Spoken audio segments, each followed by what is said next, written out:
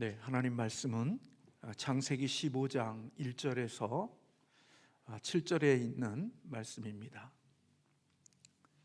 창세기 15장 1절에서 7절에 있는 말씀입니다.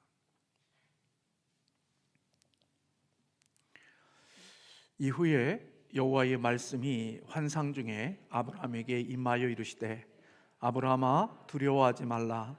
나는 내 방패요 너의 지극히 큰 상급이니라.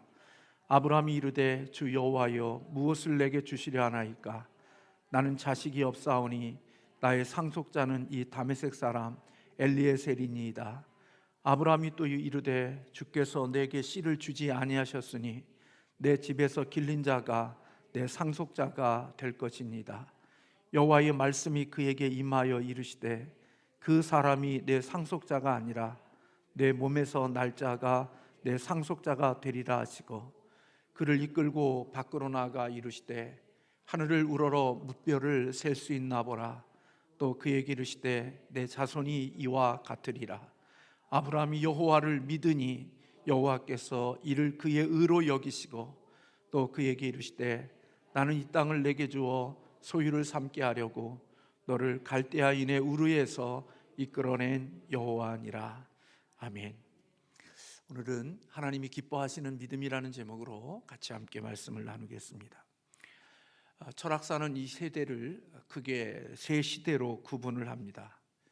제일 먼저는 프리모던 시대로 정의하고, 두 번째는 모던 시대, 그리고 세 번째는 포스트 모던 시대라고 그렇게 정의를 합니다. 오늘 우리가 살고 있는 이 시대는 포스트 모던 시대이지요.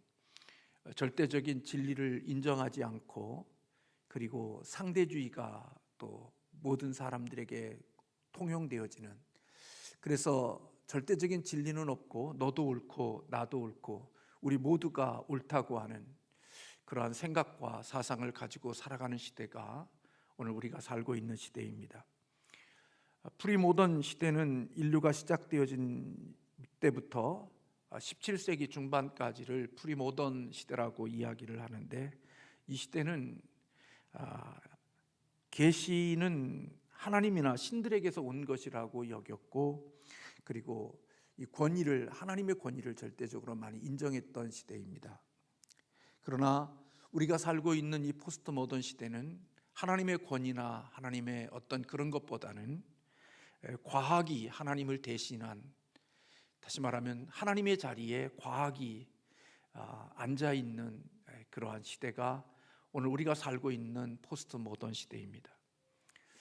그래서 사람들은 과학은 다 신처럼 받아들이고, 과학에 대한 말들은 사람들이 다 인정하고 받아들이지만, 하나님의 말씀은, 하나님에 대해서는 그렇게 쉽게 수용하지 않는 모습들입니다. 그래서 사람들이 이 포스트 모던 시대를 살아가는 사람들에게는 기적이라는 것을 별로 믿으려 하지 않습니다. 과학과 논리와 상식과 이성과 합리, 이러한 것들이 우리들의 중심 속에 있어서 과학자가 틀린 말을 해도 사람들은 그가 과학자이기 때문에 그 말이 맞을 것이라고 생각합니다. 그러면서 진실인, 진리인 하나님의 말씀을 우습게 알고 하나님의 말씀을 무시해버리는 그러한 경향이 오늘 우리가 살고 있는 이 시대에 있습니다. 그래서 많은 사람들이 과학이 진리를 증명해 줄 것이라고 여기고 살지요. 그래서 진리는 하나님이 증명하고 하나님이 우로부터 오는 것이 아니라, 과학이 그게 진리이고 진실임을 증명해 줄 것이라고 여기며 살아갑니다. 그런데 신앙과 믿음은 과학이 다 증명해 줄 수가 없죠. 여러분, 우리의 신앙과 믿음을 과학이 다 증명해 줄 수 있습니까? 믿음은 과학과 상식과 합리적인 것을 초월합니다. 다시 말하면 믿음은 과학과 상식의 제한을 받지 않는다는 말입니다. 만약에 신앙과 믿음이 과학과 상식의 제한을 받는다면, 예수 그리스도가 동정녀로 이 땅에 오시는 이야기들이나 이런 모든 것들은 우리가 설명할 수가 없고 받아들일 수가 없는 것입니다. 그래서 과학이 하나님이 되어진 이 시대에 사람들은 동정녀 탄생이나 이런 것들은 사람들에게 관심도 없습니다. 받아들이려 하지 않습니다. 이해가 되지 않으니까요. 만약 하나님께서 과학과 이성의 제한을 받으시는 분이라면 그분은 진정 하나님이라고 할 수가 없는 거죠. 만약에 과학의 제한을 받고 상식의 제한을 받으시는 거기에 묶여있는 하나님이라면 그분은 진정한 하나님이 되실 수가 없는 거죠. 우리가 믿는 하나님은 전능하신 하나님이신데 그 전능하신 하나님이 과학에 묶이고 상식과 합리적인 것에 묶인다면 어떻게 하나님이 전능하신 하나님이 되실 수 있겠습니까? 하나님은 말씀으로 천지를 창조하신 분이거든요. 이 하나님을 믿는다고 하는 것, 그래서 신앙을 가진다는 것은 우리가 세상을 살아갈 때 과학과 합리적이고 상식적인 것들을 우리가 받아들이지만 믿음의 세계 속에서 하나님의 영역 속에서는 과학이 설명할 수 없고 그리고 세상의 이성과 상식이 설명해 줄 수 없는 일들이 있을 수 있음을 받아들이고 인정하고 사는 게 믿음이라고 여겨집니다. 엘람 동맹국을 격파한 승전의 대가로 전리품을 취하지 않는 아브라함에게 하나님께서 오늘 본문에 보면 친히 나타나셔서 나는 너의 상급과 방패가 되신다고 아브라함에게 말씀하십니다.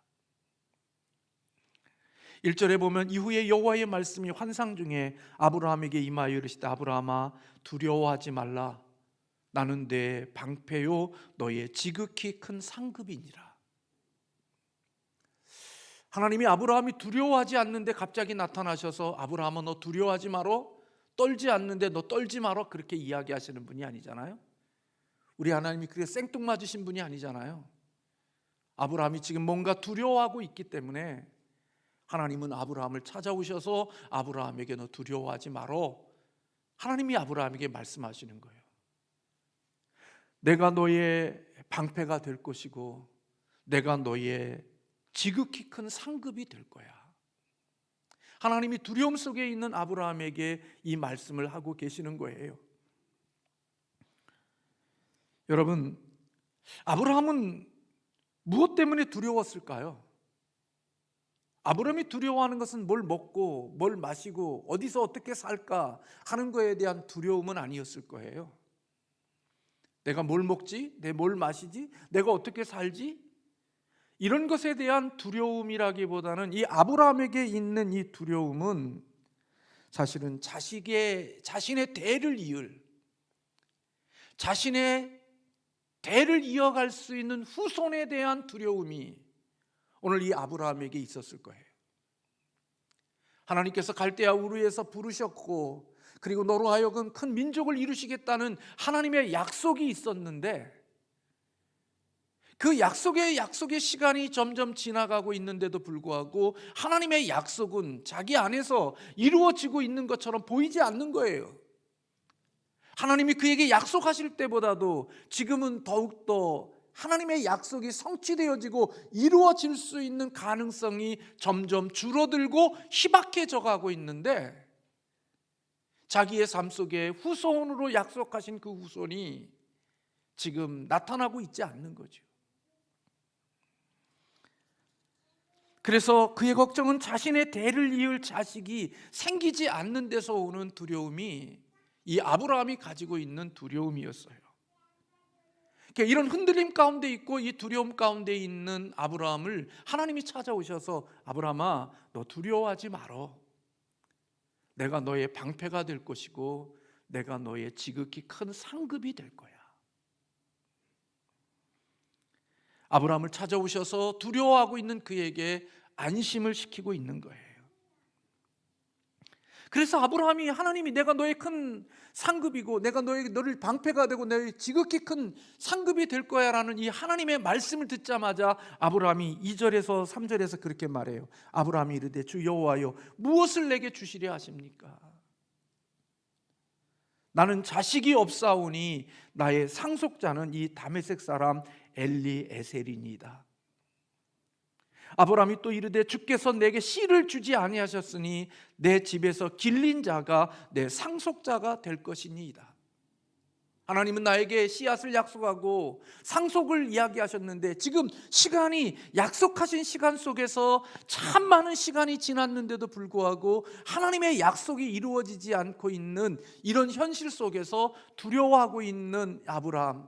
그래서 그 아브라함을 찾아오셔서 두려워하지 마라, 내가 너의 방패가 되고 너의 큰 상급이 될 거야 하는 이 하나님의 말씀을 듣자마자, 하나님, 내게 뭘 주시려고 합니까? 나는 자식이 없습니다. 하나님의 약속의 씨앗을 이어갈 수 있는 자식이 내게 없고, 그래서 나는 지금 상속자를 누구로 결정하고 살아가고 있느냐? 내 집에서 기른 다메섹 사람 엘리에셀을 나의 상속자로 지금 마음에 두고, 그것이 가장 적당하고 합리적인 것이라고 생각하고 있습니다 하고 하나님께 말씀을 드린 거예요.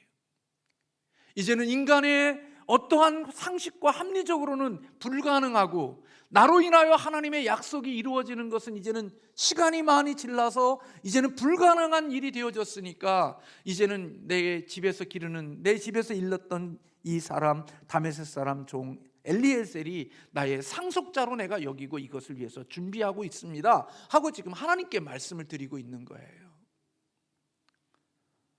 그런데 하나님께서 이렇게 생각하고 있는, 이게 가장 합리적인 방법이죠. 이것이 가장 아브라함이 현실 속에서 생각할 때 가장 좋은 방법이었고, 이성과 합리적으로 모두가 이해할 수 있는 생각이었어요. 그런데 하나님께서 아브라함이 그렇게 하나님께 말씀드릴 때, 하나님의 말씀이 4절의 말씀에 보면 그에게 임하여 이르시되 그 사람이 내 상속자가 아니다. 아브라함은 지금 모든 합리적인 생각으로 다메섹 사람 엘리에셀이 나의 상속자가 될 겁니다, 나는 이로 인하여 내 씨앗 상속을 이어갈 겁니다 라고 할 때, 하나님이 아브라함의 말을 듣고, 아니야 아브라함아, 다메섹 사람 엘리에셀은 너의 상속자가 아니야.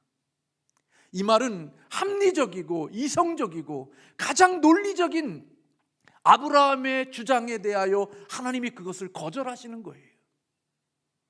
그리고 이어서 뭐라고 말하느냐? 내 몸에서 날 자가 너의 상속자가 될 거야. 여러분, 이 말씀은 불가능한 거예요. 비과학적이고 비논리적이고 비이성적이고 비합리적이에요. 과학적으로는 설명되어지지가 않아요. 왜요? 경수가 끝났는데요. 이제는 하나님이 부르셨을 때 75세에 부르시고 이런 10년이라는 세월이 지나고 나면 이제는 가능성은 더 없어진 거잖아요. 75세 때 생명을 잉태할 수 있는 가능성은 조금 보였을지라도 이제는 85세가 되어졌다고 하면 생명을 낳을 수 있는 가능성은 더 없어진 거잖아요. 과학적으로나 세상의 상식과 이성으로 볼 때는 희망이 그만큼 줄어들었고 없어진 거예요. 그래서 아브라함은 포기한 거예요. 하나님, 이제는 하나님의 약속은 이제는 나로부터 시작되는 게 아니라 내가 기른 다메섹 사람 엘리에셀이 나의 상속자로 될 것입니다. 그게 가장 합리적이고 가장 이성적인 것이라고 아브라함은 생각하고 준비하고 있는 거예요. 근데 하나님은 그걸 거절하신 거예요. 아니야 아브라함아, 너가 생각하고 있는 다메섹 사람 엘리에셀은 너의 상속자가 아니야. 너의 상속자는 내 몸에서 날 자가 너의 상속자야.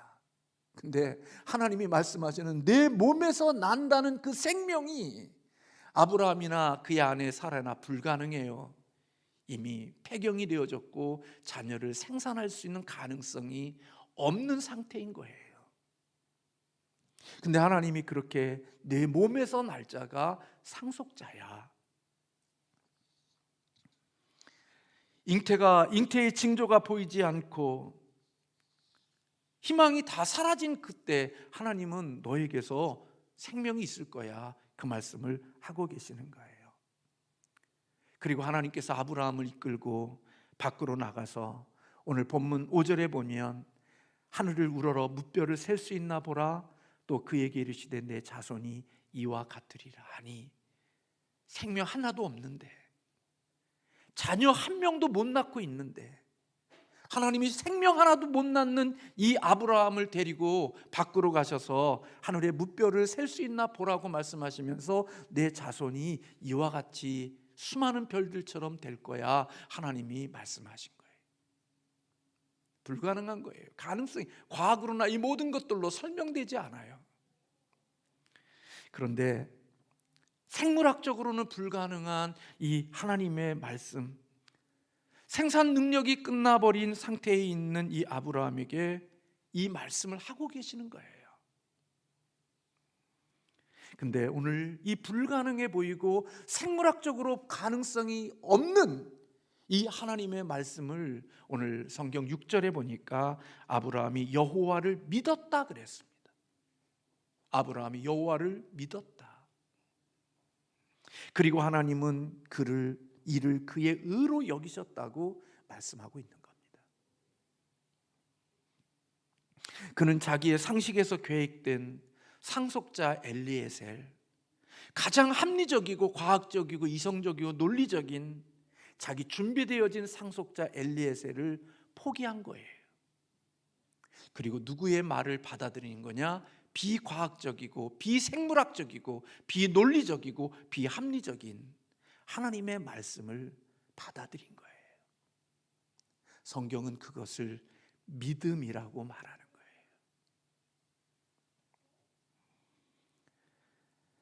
하나님이 기뻐하시는 믿음은 합리적이고 과학적이고 이성적이고 논리적이고 인간의 상식에서 될 것 같은 것을 믿는 믿음이 진짜 하나님이 기뻐하시는 믿음이 아니라 아브라함에게 보여주셨던 하나님이 기뻐하시는 믿음은 불가능하고 과학으로 설명되지 않고 논리로 설명되지 아니하며 이성적으로도 설명되지 않고 생물학적으로 설명되지 않는 불가능한 일이지만 하나님의 말씀이 그렇다고 하니까 그 하나님의 말씀을 자기의 상식과 합리적인 것들을 포기하고 그 말씀을 받아들이는 믿음, 그 믿음을 하나님이 기뻐하시는 믿음이라고 말씀하고 계시는 거예요. 그래서 7절에 또 그에게 이르시되 나는 이 땅을 내게 주어 소유를 삼게 하려고 너를 갈대아인의 우르에서 이끌어낸 여호와니라 말씀하고 있죠. 믿음은 상식과 과학을 믿는 게 아니라 믿음은 하나님을 믿는 겁니다. 그 말씀이 비록 비과학적이고 비현실적이라 할지라도 믿음은 그 하나님의 말씀이 그렇다면 그 말씀하시는 그 하나님을 믿고 그것을 받아들이는 게 믿음이라고 성경은 말씀하고 있는 거예요. 내가 이해되기 때문에 아멘하고 내가 합리적으로 내 논리적으로 맞으니까 아멘이 아니라 내가 이해되지 않고 설명되지 않고 받아들이기 어렵지만 하나님이 그렇게 말씀하시니까 그 하나님의 말씀이기 때문에 아멘 하는 것, 그게 믿음이라고 말씀하고 있는 거예요. 현실은 불가능해요. 생명을 낳을 수가 없어요. 근데 하나님이 너의 몸으로부터 나는 생명이 너의 상속자가 될 거야, 하나님이 그렇게 말씀하시니까 아브라함은 그 하나님의 말씀을, 불가능한 말씀을 믿은 거예요. 그래서 믿음은요, 하나님을 기쁘시게 하는 믿음은요, 결국은 순종으로 나타나요. 믿음은, 진짜 믿음은 그냥 믿는다는 것으로 끝나는 게 아니라 그 믿음이 진짜 믿음이면 순종으로 나타나는 거예요. 그래서 우리는 아브라함을 가리켜서 믿음의 조상 아브라함이라고 그래요. 그래서 믿음의 아브라함의 삶에 보면 부족함도 있지만 아브라함의 삶 속에 특징적인 게 바로 순종이에요. 순종. 갈대아 우르, 75세 된 갈대아 우르를 하나님이 찾아오셔서 본토 친척 아비 집을 떠나 내가 지시하는 미지의 세계로 가라 그럴 때 아브라함은 하나님을 믿고 순종해서 떠났어요. 뭘 대안이 있어야죠. 뭐 내가 어디로 갈 거야, 내가 가면 어떻게, 이런 것도 아니라 내가 지시하는 땅으로 가라는 하나님의 말씀을 듣고 그냥 아브라함이 정말 삶의 그 힘든 그런 것들을 불확실할 속에서도 위험을 감수하고 떠났죠. 오늘 본문 우리가 읽은 말씀 속에서도 상속자가 없고, 그래서 이제는 모든 게 끝나서 자기의 종을 상속자로 여기고 모든 것을 준비하는 그런 아브라함에게 네가 아니야, 내가 너의 방패가 되고 내가 너의 큰 상급이니까 내 몸에서 날 자가 너의 상속자가 될 거야. 그때 불가능한 그것을 믿고 아멘하고 자기의 계획과 생각을 내려놓고 하나님의 말씀을 기대하며 사는 아브라함의 믿음을 본다고요. 그리고 우리가 잘 아는 대로 하나님께서 아브라함을 찾아오셔서 그가 낳은 이삭을 하나님 앞에 모리아산에 번제로 드리라는 하나님의 말씀을 들을 때, 여러분 이게 얼마나 비논리적이에요. 내가 너로 큰 민족을 이루겠다고 하셔서 주신 자녀가 이삭이잖아요. 내 몸에서 날 자가 너의 기업의 상속자가 될 거야 라고 주셨던 선물이 이삭이에요. 그 생명이 없어지면, 그 씨앗이 없어지면 민족은커녕 낳을 수 있는 방법이, 민족을 이룰 수 있는 방법이 다 사라지는 거예요. 근데 아브라함이 하나님의 그 말씀에 정말, 하나님 왜 그러세요? 하나님 이렇게 하면 이렇게 하면 이렇게 하면 이렇게 되는데 하고 하나님을 설득시키려 하지 않아요. 자기 편에서 논리적으로 하나님을 이해시키려고 하지도 않아요. 그냥 아침에 일어나서 아브라함이 이삭을 데리고 종과 함께 모리아 산으로 가요. 우리가 설교를 하면서 책을 들으면서 읽으면서 많은 책들 가운데는 아브라함이 갈등이 참 많았다, 그리고 번민이 많았다, 막 그런 생각들을 설교를 하고 또 우리 그런 얘기도 글을 읽어요. 물론 그런 것도 인간적으로 보면 있을 수 있겠죠. 근데 아브라함이 자기 아들과 함께 올라가는 이런 모습 속에서 느끼는 것은 수많은 갈등을 느끼고 있지 않다는 걸 봐요. 자기 아내에게도 이야기하지 않고 아침에 일찍이 묵묵히 떠나요. 아들이 묻잖아요. 아버지, 하나님께 드릴 번제할 수 있는 나무와 이런 모든 것들은 다 준비되어져 있는데 재물이 없네요. 우리 같았으면 당혹스러웠을 거예요. 마음이 아팠을 거예요. 근데 성경이 보면 너무나 단순해요. 하나님이 하나님을 위해서 준비하셨을 거야. 그리고 올라가요. 그리고 이삭을 번제로 하나님께 드리려고 그 생명을 해치려고 하는 모습에까지 우리에게 나타나잖아요. 하나님의 일하심 속에는 모순이 얼마나 많은지 몰라요. 앞과 뒤가 안 맞아요. 근데 아브라함은 그 하나님을 믿고 그 하나님의 말씀을 믿은 거예요.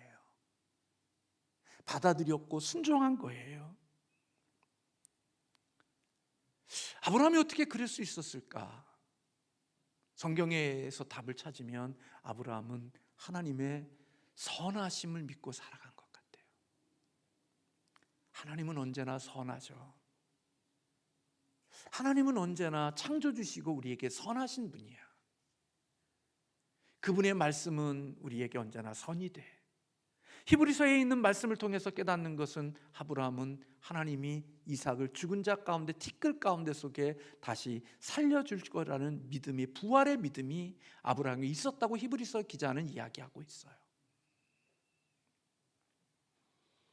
하나님의 선하심, 하나님의 신실하심, 미쁘심, 그리고 그 선하신 하나님은 우리의 생명을 죽은 가운데 속에서도 다시 부활시킬 수 있는 능력을 가지신 분. 그런 믿음이 결국은 그와 같은 순종의 자리로 나아갈 수 있었던 거죠. 오늘 우리가 살고 있는 시대는 과학이 하나님의 자리를 차지하고 있다는 말씀을 드렸어요. 이 포스트 모던 시대에는 과학과 논리와 이런 것들이 모두가 하나님을 대신하는, 아무리 말씀을 전해도 그 말씀을 진리로 여기고 진리로 받아들이지 않고 과학자가, 의사가 이야기하면 하나님의 말씀보다, 하나님의 성경에 기록되어진 말씀보다 과학자와 의사가 한 말이 하나님의 말씀보다 더 위에 있고 더 권위에 있는 시대가 오늘 저와 여러분이 살고 있는 이 포스트 모더니즘의 시대라고요. 그래서 사람들은 말하는 거예요. 기도한다고, 예배 드린다고 코로나가 없어지냐고. 그렇게 함부로 지도자의 위치에 있으면서도 그 하나님을 믿고 하나님을 예배하는 사람들 앞에, 하나님을 섬기는 사람들을 앞에 두고 기도한다고, 예배한다고, 종교 행위한다고 코로나가 없어지냐고 말할 수 있는 것은 우리가 살고 있는 시대의 특성이 바로 그런 거예요. 근데 여러분, 과학이 부활을 증명해낼 수 있습니까? 과학이 영혼이 있음을 증명해낼 수 있습니까? 우리의 영혼과 그리고 우리의 부활과 그리고 없는 곳에서 생명을 다시 만들 수 있고 새 창조할 수 있는 것은 과학으로 증명되는 게 아니라 믿음 안에서 설명되어지고 믿음 안에서 이해되어지는 거죠. 믿음이 없이 어떻게 설명해요? 믿음이 없이 어떻게 그 일을 받아들일 수 있냐고요. 과학이 할 수 없는 믿음은 영혼과 천국이 있음을 확신하게 합니다. 여러분이 믿음이 있기 때문에 믿음 안에서 과학이 설명해 줄 수 없는 천국을 바라보고 믿고 살잖아요. 그리고 그 천국을 위해서 믿기 때문에 그곳을 위하여 헌신하고 그것을 위하여서 우리의 마음과 우리의 시간과 우리의 물질을 투자하잖아요. 바보입니까? 내 마음속에 믿음이 과학과 이 세상에 있는 것들이 설명할 수 없는 것들을 우리에게 믿게 하고 받아들이게 하기 때문에 우리는 그 부활을 믿기 때문에 또 천국을 믿기 때문에 그 믿음으로 안에서 우리가 인생을 살아가는 자가 되는 거죠.